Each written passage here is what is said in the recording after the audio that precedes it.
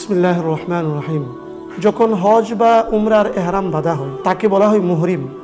মুহরিমের জন্য কিছু বিধিনিষেধ শরীয়তে আছে যেগুলি পালনীয় খুবই জরুরি।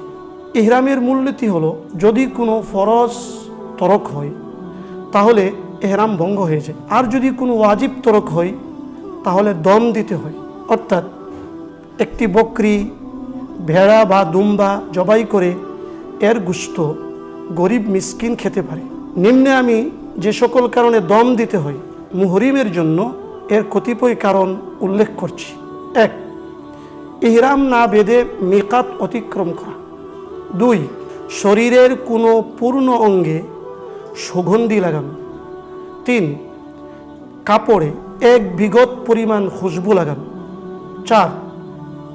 পুরুষের জন্য সেলাইযুক্ত কাপড় পরিধান করা। 5. এমন মাজন বা পেস্ট ব্যবহার করা যাতে সুগন্ধির পরিমাণ বেশি থাকে। 6.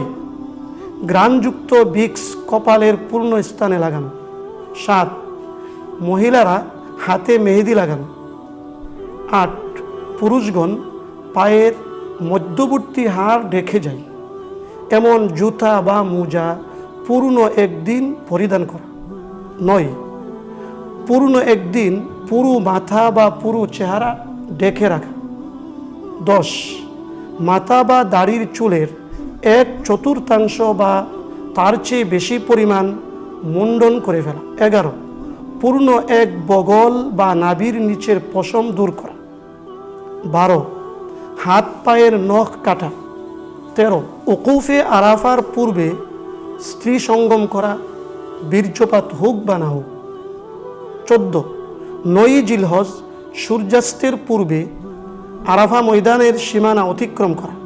15. শুবে সাদেক হওয়ার পূর্বে মুজদালিফার ময়দান ত্যাগ করা। 16. কঙ্কর নিক্ষেপ পরিত্যাগ করা। 17. হজের ওয়াজিবগুলির মধ্যে তরতিব ছেড়ে দেওয়া। 18.